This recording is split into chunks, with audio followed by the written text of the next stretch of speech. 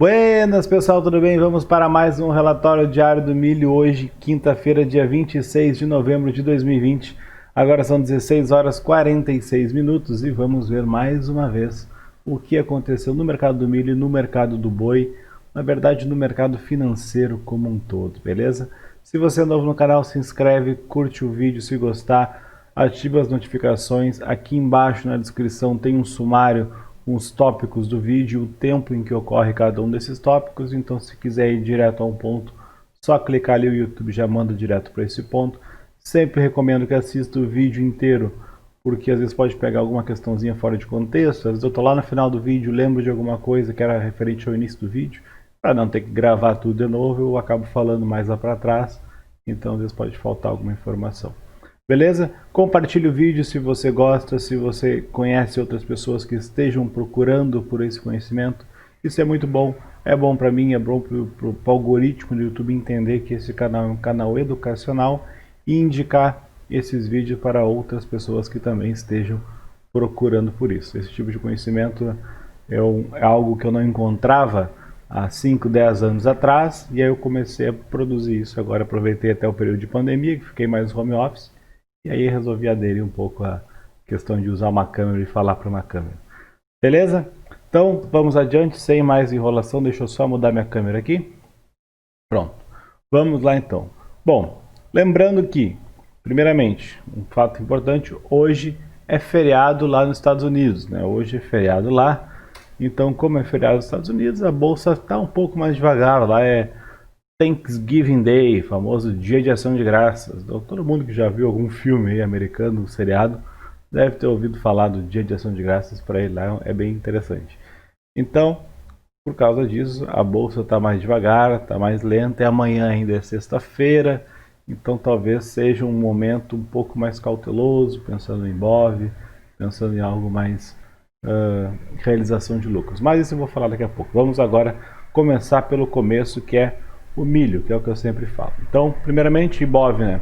Lembrando que o mercado ainda está aberto, está com 0,08% de queda, então está funcionando ali na região de estabilidade, no 0 a 0. Dólar subindo 0,15, boi 0,38 de queda e milho 0,34 de alta. Então, milho e dólar subindo um pouquinho, e boi caindo um pouquinho. Os quatro, né, com uma movimentação pequena hoje, porque hoje realmente o mercado está mais lento. Bom, mas vamos lá. O que a gente enxerga no milho aqui? Deixa eu só me ajeitar aqui. Tá. No milho é o seguinte, a gente tem ontem, né, fechou aquele dia lá com 1,64 de queda, aí chegando novamente nessa região aqui de baixo, que é uma regiãozinha de suporte, e está próximo do final daquele triângulo que eu vinha traçando, né, que eu tracei um triângulo aqui, então está chegando mais para o final. E como é um dia lento hoje, ele não fez nada mais, nada menos do que nada, literalmente, né? Subiu um pouquinho, desceu um pouquinho, mas está terminando no 0 a 0. Se a gente colocar no gráfico semanal, que é o nosso guia, olha como é que está ficando o gráfico o candle do gráfico semanal de novo. Está ficando mais um candle indeciso. Lembrando que hoje é quinta, amanhã já é sexta. Então, ou amanhã ele se decide se vai virar para baixo ou vai subir de vez, ou vamos ter mais um candle totalmente lateral, como já os outros 4 candles, né? Esse aqui não dá para considerar. Os outros 4 candles anteriores, candles estreitos, baseado estreitos em relação a quê, né? Estreitos em relação ao movimento que ele fez anteriormente. Então, assim, é mais provável que ele venha romper para baixo, porque não está tendo força, o triângulo está se formando nessa região, então ele não está tendo força para romper para cima.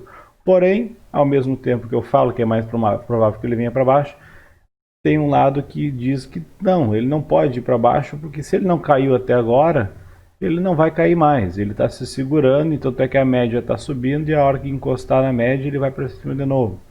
Então, para ele romper para baixo, ele teria que perder essa regiãozinha aqui de suporte e ainda assim romper a média.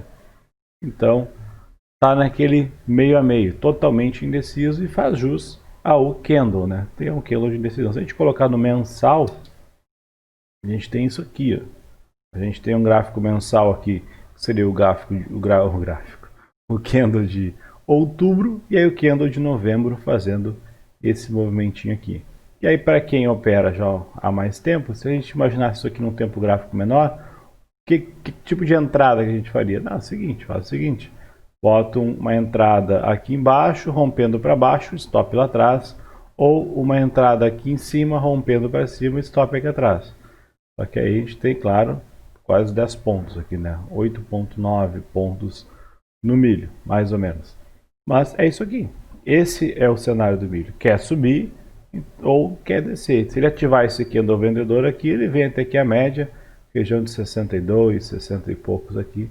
Então tem aí 10 pontos para baixo para cair. E aí no diário e nos 60 minutos está esse movimento bem lateral aqui. Se fosse um pouco mais ousado, eu poderia enxergar o seguinte: bom, ele veio aqui, tocou aqui nessa região, que ele, toda vez que ele tocava aqui, depois ele subia. Beleza, poderia ter comprado hoje aqui, bem lá embaixo, tentar buscar esse fundinho, tentar comprar lá, estaria ali num lucro de R$200, nem isso, no dia de hoje, nesse momento. Mas também não se sabe se amanhã ou depois ele não vai abrir e fazer um candlezão grande para baixo, porque do jeito que ele está consolidando, há uma chance de a hora que ele romper, seja para cima ou para baixo, fazer um movimento grande. Então, para que eu vou comprar aqui para colocar um stop aqui atrás e um alvo onde? Aqui na média, porque ele não está quase fechando em cima da média. Então seria um trade muito pequeno, um risco-retorno muito pequeno. Para o meu modo de operar, não encaixa, não funciona. Eu prefiro ficar de fora, procurar oportunidades em outras coisas e não fazer esse tipo de trade. Acho que a gente não precisa clicar todo dia, nem toda hora, nem toda semana. Para quem está me acompanhando, vê que essa semana eu não fiz nenhum trade no milho. Falo do milho todo dia, mas não fiz nenhum trade no milho. Fiz no boi, mas não fiz no milho, porque no milho eu não consegui encaixar uma entrada no meu modo de operar. E ainda bem, porque do jeito que tá, eu ia só passar raiva, ia dormir um dia com lucro e no outro dia sair do 0 a 0 ou virar para o prejuízo, enfim. Beleza? Então esse foi o cenário do milho. Não tem nada de notícia, nada de novo. O milho segue igual.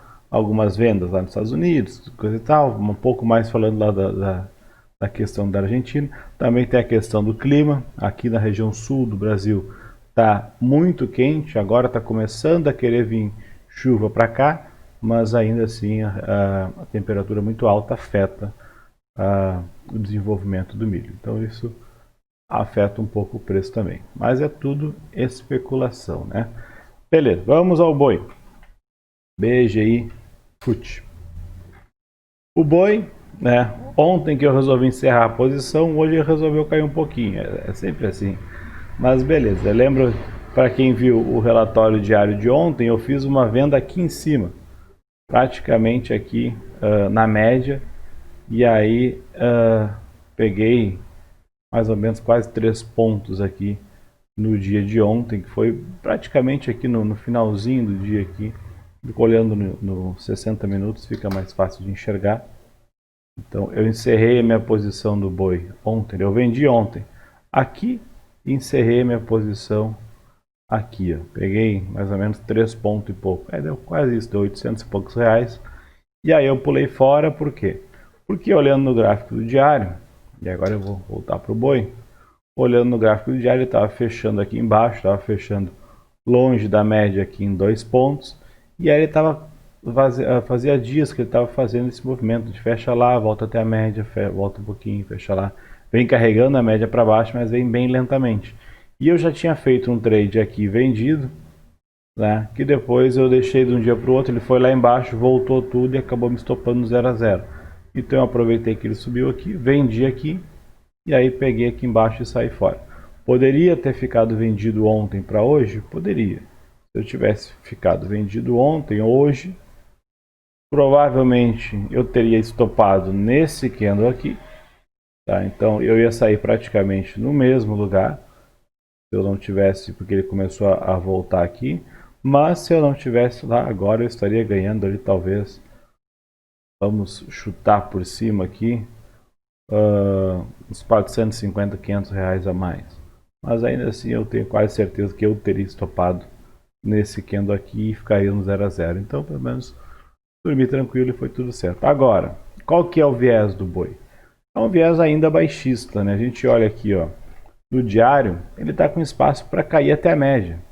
E está marcando isso. Eu vou até colocar um alarme aqui, ó, nessa região aqui embaixo. Porque olha só, ele veio aqui, quase tocou, voltou. Aqui ele passou um pouquinho e voltou. Agora hoje ele foi lá, voltou. Então ele está marcando essa região aqui como uma região bem forte. E aí pode ser que a hora que ele perder aqui, ele venha mais lá embaixo. Ou pode ser que ele ganhe realmente encontre um suporte bom aqui e rompa essa média, fecha acima da média e vai embora para cima. Então, provavelmente, a hora que ele fechar acima da média móvel de 8 no diário, ele queira fazer um movimento de correção e aí ir embora. Algo desse tipo aqui, né? Rompeu para baixo, depois rompe para cima e vai embora. Então, eu esperaria até comprar rompendo essa média para cima aqui. Porque a gente sabe que é a famosa simetria de risco, né? Cair, ele tem um limite, que é a zero. E é uma commodity. Não vai cair a zero. E outra coisa, se for olhar procurar por qualquer notícia, qualquer coisa sobre boi, pesquisar como é que está a situação do boi gordo, no boi de abate, no boi para exportação, hoje a gente vê uma escassez gigantesca de gado. Então tem muito pouco gado pronto para abate. E os gados que estão sendo, a maioria, comercializados, são gados de confinamento, não é gado de campo. Qual que é a diferença? Gado de confinamento é muito mais caro. É muito mais caro tu manter, criar e, enfim, desenvolver um gado, engordar um gado em confinamento. Então isso justifica um preço mais alto. Então a tendência ainda, apesar de os preços estarem caindo, a tendência no fundamento ainda é o boi subir. Quando vai subir não se sabe, porque os grandes players, os grandes frigoríficos, a planta dos frigoríficos são muito grandes, demandam muito de gado, muito de proteína. Eles precisam ter um custo gigantesco, custo fixo, né, com proteína. E aí o preço caindo para eles é interessante, que eles conseguem comprar um pouco mais barato, mas por enquanto eles estão um pouco mais sossegados, mas vai chegar um momento que vão ter que voltar às compras. Ele está caindo porque tem menos comprador. E a hora que esses grandes players voltarem às compras, provavelmente vai dar uma empurrada um pouco para cima. Isso, para quem estuda o mercado do boi, já pode sabe que é normal em certos períodos os grandes players segurarem um pouco as compras, encherem os estoques e tudo mais, e aí depois esperarem baixar um pouco para depois voltar e comprar. Então imagina, chegou lá, bateu na região de 292 e pouco lá em cima, o maior valor já registrado para a cotação de gado. Então quando chega e bate o recorde, sai a notícia de que é recorde, o que a gente sempre espera? Um topo, é clássico. Ibovespa bate o recorde, chega a 120 mil pontos. Pode saber que vai ser um topo. Porque quem está comprado há muito tempo, já está comprado há bastante tempo, no caso desse tipo de negócio, quem está comprando há bastante tempo, vê que opa, está no maior preço que já teve. Por que eu vou comprar mais caro agora? Deixa baixar um pouco. Quando corrigir, eu compro de novo. E aí o pessoal começa a tirar o pé do acelerador, vai botando um pouco mais o pé no freio, o preço corrige, anda um pouco de lado, fica mais estável, aí depois, beleza, aqui tá bom, e aí volta a comprar. Basicamente é assim que funciona o mercado, não só no boi, em tudo, mas no boi é um pouco mais fácil de enxergar. Então assim, toda essa novela para quê? Para dizer que provavelmente o boi vai subir. Quando isso vai acontecer, em que valor, eu não sei, queria eu saber, para poder encher a mão lá, botar uns 10 contratos e fazer o trade do final do ano só no boi aqui, mas ainda não tenho esse poder. Então eu estou de olho, estou esperando. Acho que a hora que ele fechar acima da média móvel de 8 aqui no diário já vai ser um bom sinal. E aí se ele continuar subindo, eu entro comprado, boto um stop aqui embaixo e vamos embora. Enquanto isso, procuro por vendas. Então provavelmente, se ele querer furar aqui e querer voltar para baixo, é venda. Mas também se ele subir aqui e encostar perto da média de novo, também é venda. E aí seria os trades do momento, né? Ou vende boi tocando a média para essa região da média, que nem eu fiz ontem, para um alvo, o próximo fundo, que a gente não sabe até quando ele cai, ou compra boi, assim que ele passar aqui, fechar acima, fazer um pivôzinho e ir embora, ou quem é mais ousado ainda, compra boi quando ele bater aqui embaixo, né? Então, que nem aqui hoje ele fez esse pavio, então quem comprou aqui embaixo, apesar de ter dormido aqui com um lucro bem pequenininho, meio perigoso esse candle aqui, ainda assim está com um certo lucro, e a vantagem é que o boi está longe da média, e a média está virada para baixo, então a tendência aqui é ele chegar perto da média ainda. Então quem comprou lá embaixo ainda está mais posicionado de quem vendeu agora, por exemplo. Então é isso, ou compra aqui embaixo, com um stopzinho curto atrás, porque a hora que ele romper pode ser que ele escorregue forte, ou vende aqui na região da média, ou espera fechar acima da média e compra. Basicamente, são essas três possibilidades que a gente tem para o boi.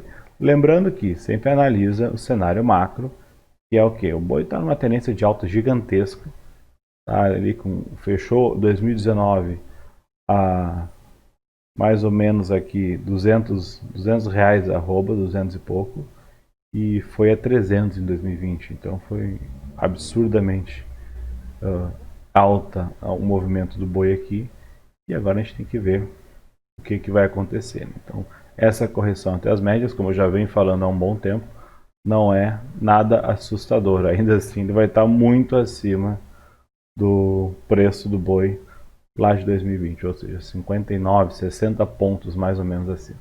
Isso só na média. Beleza? Vamos ao dólar, nosso famoso Dolfut. Eu só abrir uma coisa rapidamente aqui para deixar carregando.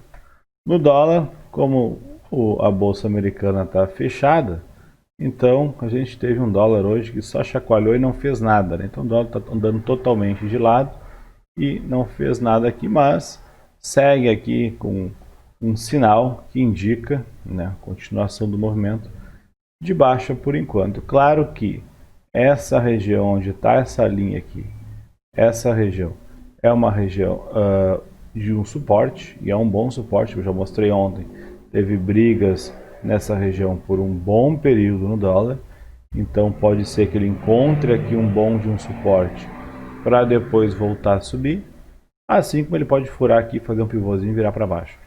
Mas ainda olhando assim, o cenário do dólar é vendedor, né? O diário está queda, a gente vê a média móvel já cruzou para baixo e está firme aqui, não está com cara de quem vai cruzar para cima de volta.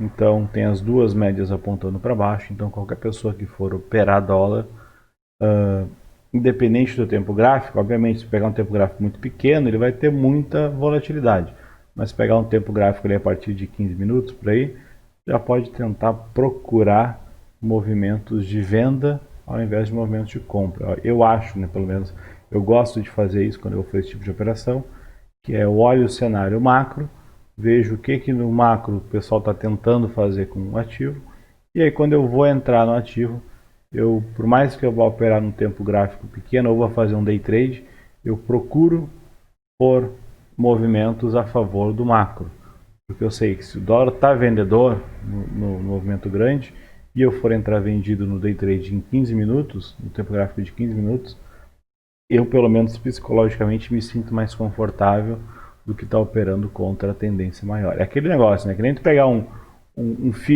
filhozinho pequeno ali de 10 anos e tu pegar o pai com 35, 40 e tu pega o avô com 80.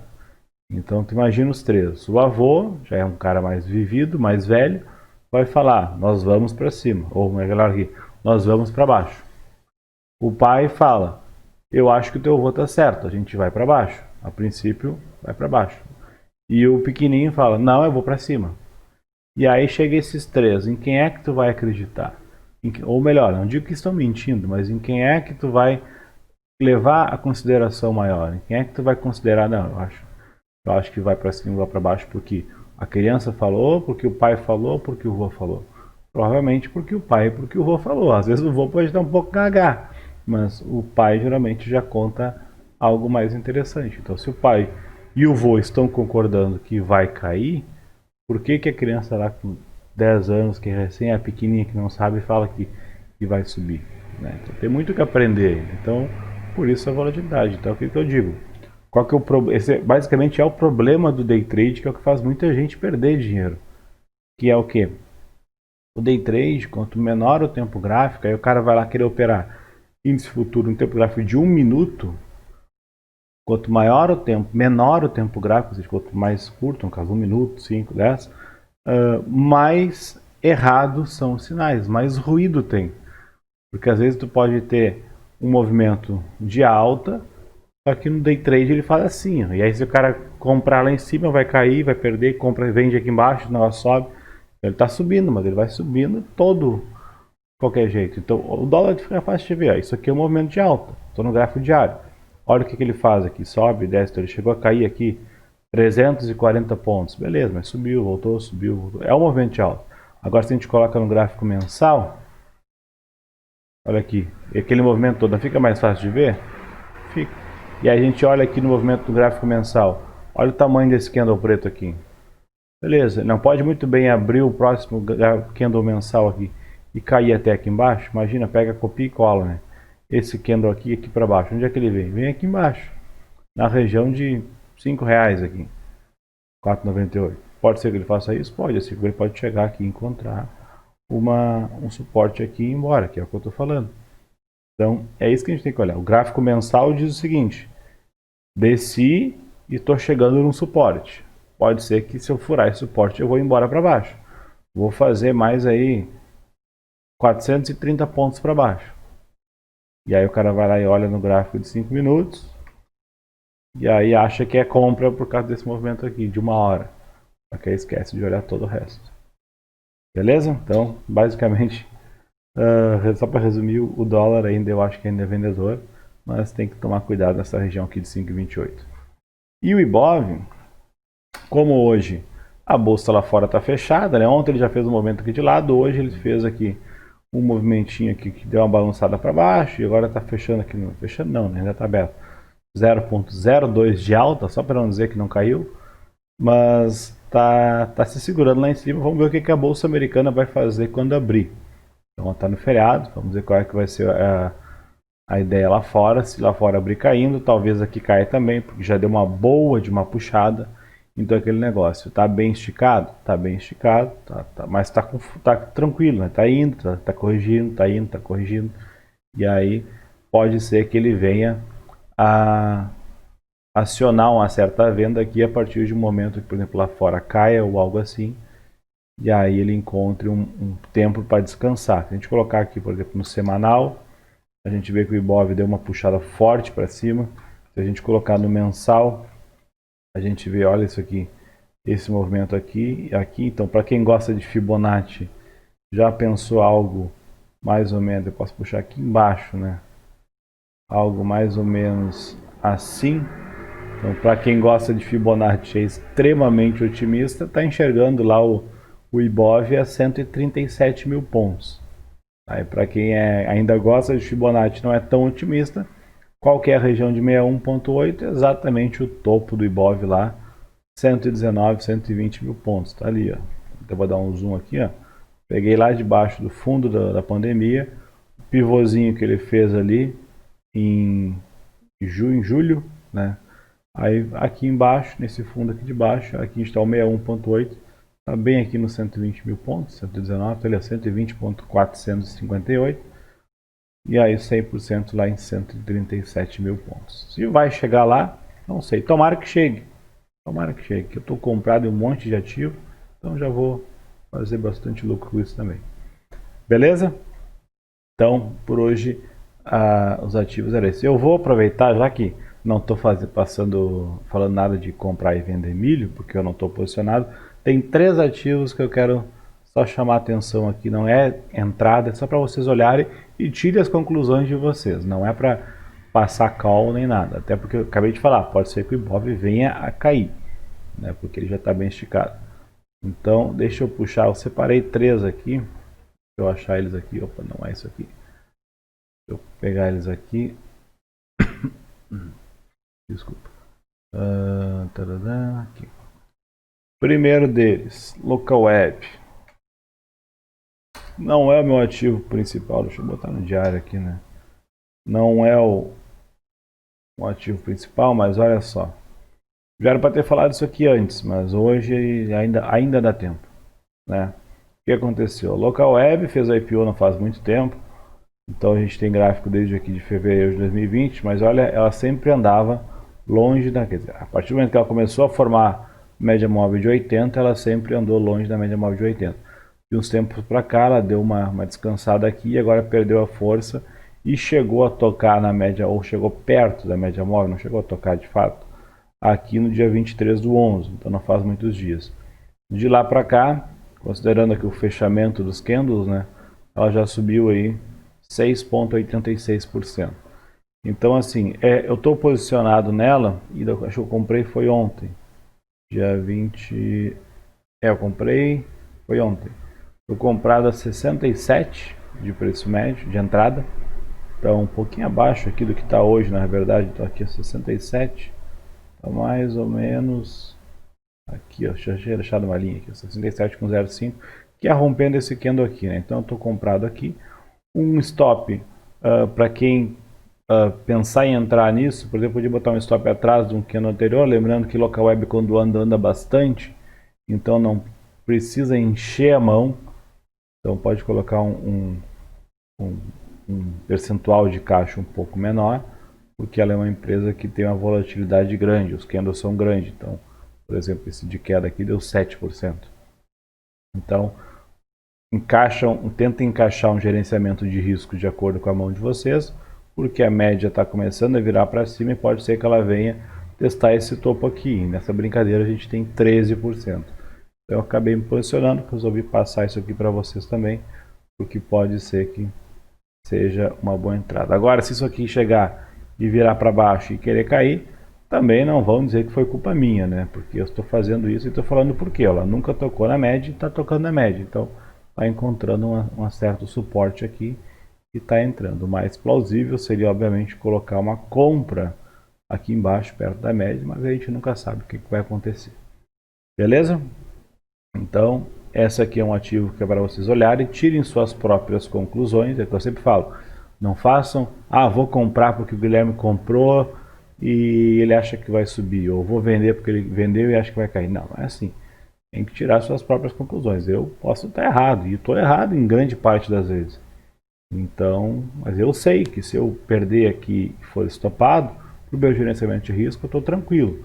Agora não vai chegar alguém lá e comprar todo o dinheiro que tem, perder um monte e dizer que a culpa é minha. Então, por isso que eu sempre falo, tomem cuidado, questionem o que eu falo. Mas aconteceu tal coisa na empresa. Bom, eu não sei. Estou só olhando o gráfico. Beleza? Então, essa. A outra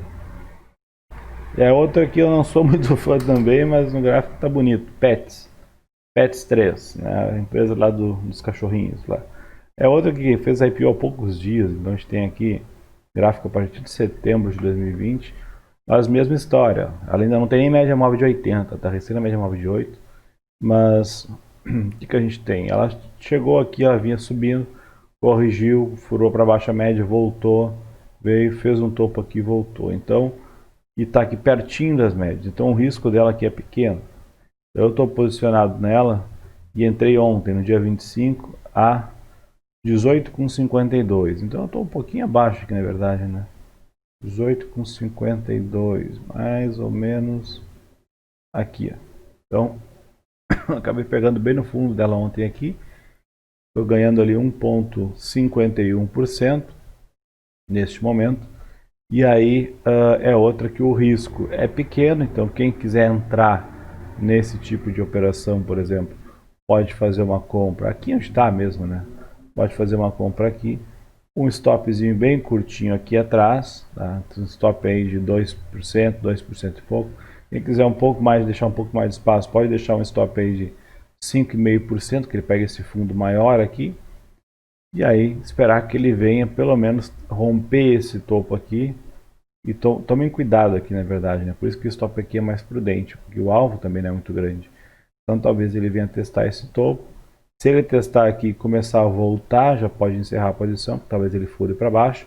Mas se ele romper aqui, é uma boa de uma entrada, a gente consegue antecipar o sinal, ao invés de entrar no rompimento. Porque como ele já bateu 3 vezes, pode ser que na quarta ele fure ou na quarta ele bata e volte de vez.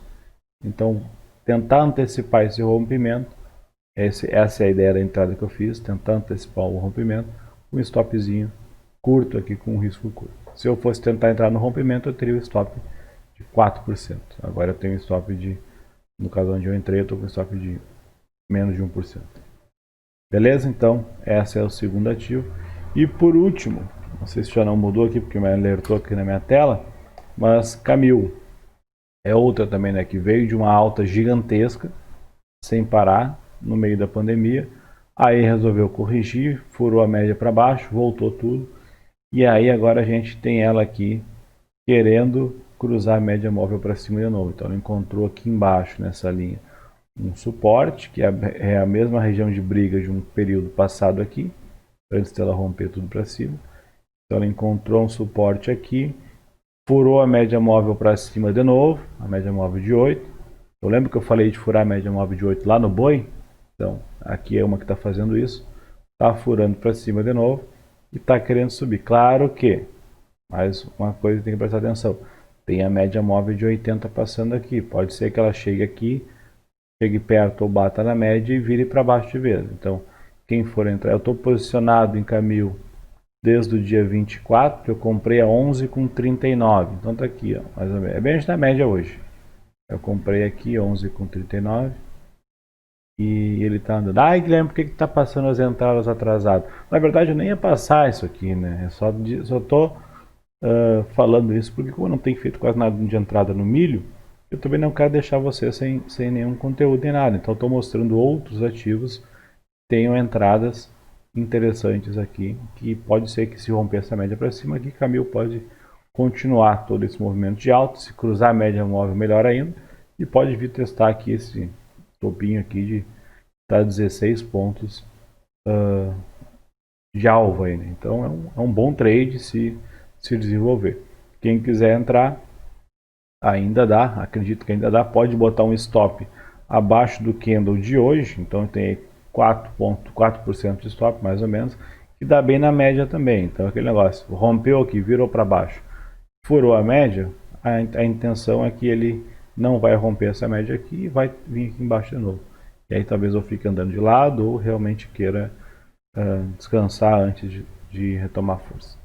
Beleza? Então esses três ativos só para vocês analisarem, lembrando, não é call, não estou dizendo entrem aqui, comprem aqui ou vendam aqui, é só para vocês acompanharem, tirarem as próprias conclusões de que se vale a pena ou não, se vai entrar ou não, o tamanho da posição também vai de acordo com vocês. Eu sempre pego o meu dinheiro que eu tenho em caixa disponível para fazer compras, divido ele em caixinhas, pego cada uma dessas caixinhas e compro alguns ativos ou vendo alguns ativos para dar uma diversificada. Não gosto de pegar e colocar tudo num só e outro.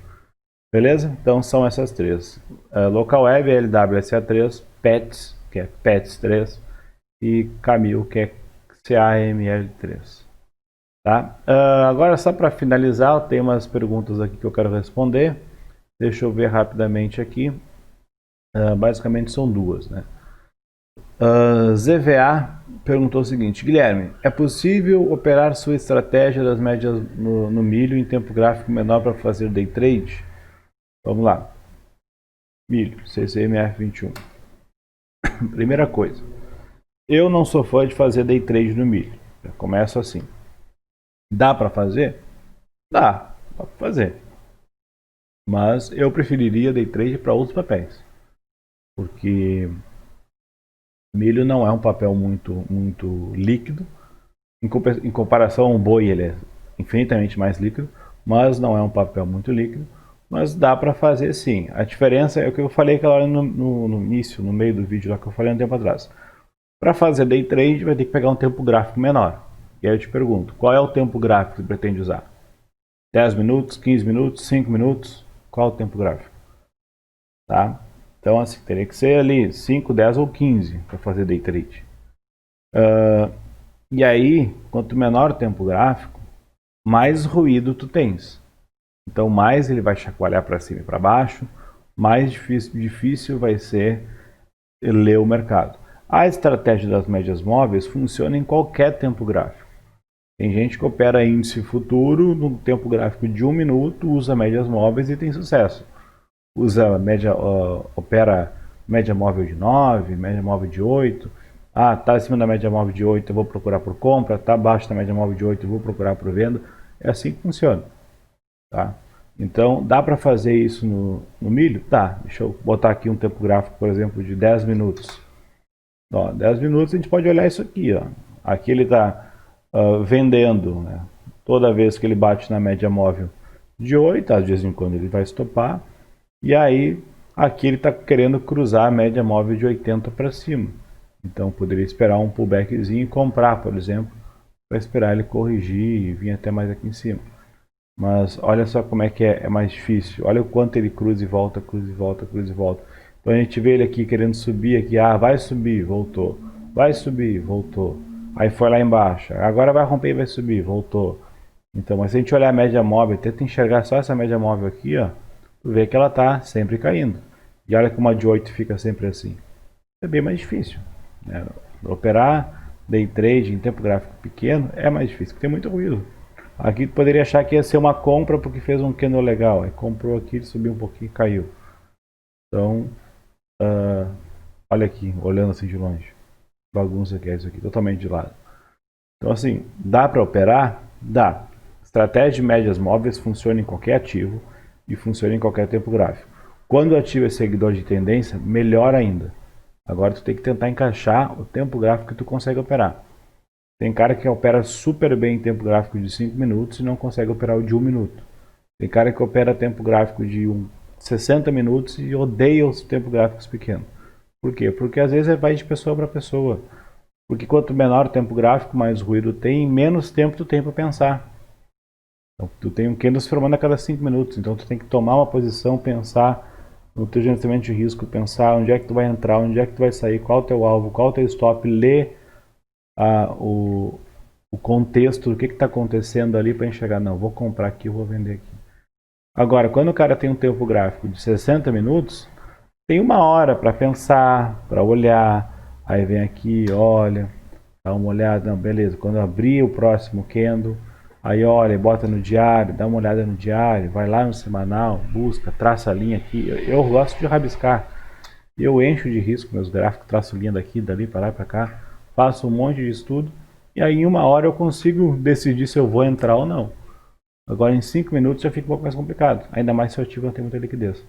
Porque se ele não tem muita liquidez, eu posso comprar agora e pensar, não era para ter comprado. Só que para eu encerrar 1 segundo depois, eu vou ter que pagar um spread de 1 ponto. E aí para eu sair da posição, pago R$450, sendo que eu acabei de entrar. Se eu tenho liquidez no índice futuro, eu entro agora, daqui 1 segundo eu falo, ih, errei, pum, sai. Às vezes sai no 0 a 0. Ou sai perdendo R$5, R$10. Entendeu? Então, basicamente é isso. Mas dá. É questão de testar. Bota na conta demo, que eu sempre falo. Bota na conta demo, vem aqui. Bota na conta demo, simulador. E aí compra, vende. Respeita a estratégia. Não, vou comprar pela estratégia. Beleza, vou vender pela estratégia. Bota a quantidade de contratos que tu iria operar na conta real. Antes de eu chegar aqui e botar 100 contratos, operar 3 milhões e meio. Aí ando um tique para cima, fiz 10 mil reais hoje. Não. Se na real tu vai operar assim, opera assim. E vê se funciona. Se tu conseguir se sentir confortável, conseguir te posicionar de acordo com esse período de tempo, seja lá qual for, nesse período de tempo que tu escolher, beleza, vai embora. Mas funciona assim. Beleza? A Raquel perguntou o seguinte: qual setup você utiliza para comprar. Qual setup você opera para comprar ação? Obrigado pelo conhecimento passado. Não, de nada, eu que agradeço, fico feliz. Vamos lá, qual setup você opera para comprar ação? Bom, comprar ação e comprar qualquer outro derivativo não muda muita coisa, mas depende do qual o meu objetivo. Se o meu objetivo é só especular, pegar, por exemplo, uma empresa que eu não sou muito fã, mas eu vejo uma boa oportunidade por gráfico, e eu acabei de mostrar, por exemplo, Pets, não é uma empresa que ainda se provou, no meu conceito, muito boa, mas é a única empresa do setor na bolsa, então pode ser uma empresa boa. Então é uma empresa um pouco mais promissora, por isso que eu fico de olho nela. Localweb também é uma empresa que entrou em IPO esse ano, a gente não sabe como é que vai ser. Mas quando eu vejo só por especulação, eu uso as estratégias que eu gosto, que é IFR2 quando o papel performa bem em IFR2, não é qualquer papel. Às vezes IFR8 ou IFR9, né? Ali é basicamente os dois, é a mesma coisa. E IFR14 para empresas que eu gosto e que eu quero me posicionar a mais longo prazo. Então eu fico imaginando uma empresa, sei lá, Klabin. Eu tenho Klabin há muito tempo. Por quê? Porque para mim, Klabin é uma ótima de uma empresa que tem lucro, que gera caixa, que é controlada as dívidas dela, uma empresa que tem mais de 100 anos. Então é uma empresa que já passou por guerra, já passou por quantas crises, já passou por troca de governo, criação de moeda nova, plano real, passou por tudo isso e está lá firme, forte, tranquila. E ainda assim é uma empresa que é muito dolarizada, então eu uso ela na carteira como até uma certa empresa defensiva. Geralmente quando a moeda nossa desvaloriza muito, o IBOV cai muito, o dólar sobe, então empresas que são muito dolarizadas, que vivem muito de exportação, acabam se valorizando por causa do dólar. Então a Klabin é uma empresa que eu gosto muito, e ao mesmo tempo ela é defensiva na minha carteira, então isso é muito bom.